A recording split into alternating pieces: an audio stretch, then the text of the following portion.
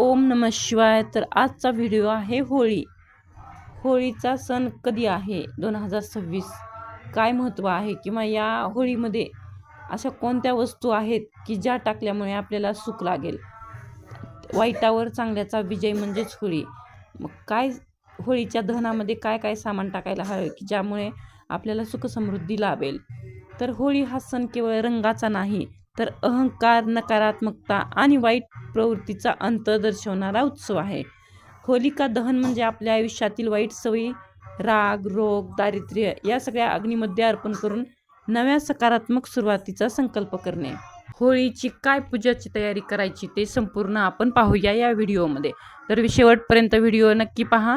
होळीच्या दहनामध्ये काय काय टाकायला हवं की ज्यामुळे आपलं दुःख नाहीसं होईल, सुख समृद्धी वाढेल. तर पहिलं पाहूया पूजेची पूर्वतयारी काय करायची ते. सकाळी स्नान करून स्वच्छ वस्त्र धारण करावीत. शक्य असल्यास पांढरे किंवा पिवळे वस्त्र परिधान करावेत. पूजेचे साहित्य नारळ, हळद कुंकू, फुले, अक्षदा, रोळी, गहू, मूग, तीळ, गौऱ्या. तर पूजेची प्रक्रिया काय करायची? तर होळीच्या ठिकाणी जल, कुंकू, हळद अर्पण करा. 7 वेळा प्रदक्षिणा घालूया. कच्चा सूत होळीभोवती गुंडाळा म्हणजेच दोरी. आपल्या मनातील नकारात्मक विचारांचा त्याग करण्याचा संकल्प करा. मग होळीच्या दहनामध्ये काय अशा कुठल्या गोष्टी अर्पण कराव्यात त्याचं पाहूया. पहिलं चंदनाचं लाकूड. घरातील वाद, मतभेद शांत करण्यासाठी चंदन शांती आणि सात्विकतेचे प्रतीक आहे. दुसरं आहे गौऱ्या. नकारात्मक ऊर्जा नष्ट करण्यासाठी गाईला हिंदू धर्मात माता मानली जाते, त्यामुळे गौऱ्या शुभ मानल्या जातात. त्यामुळे होळी दहनामध्ये गौऱ्या अर्पण करायच्या. गौऱ्या तर आपण टाकतोच. मग नवीन काय आणखीन टाकायला हवं?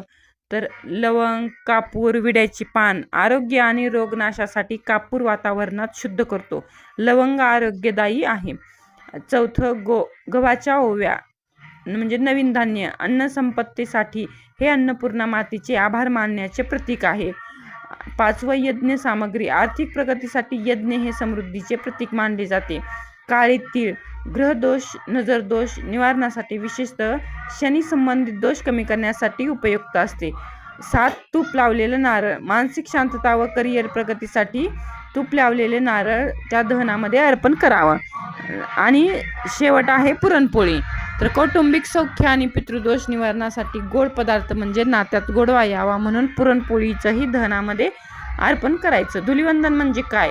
तर होलिका दहनाच्या दुसऱ्या दिवशी म्हणजे धुलिवंदन साजरी केली जाते.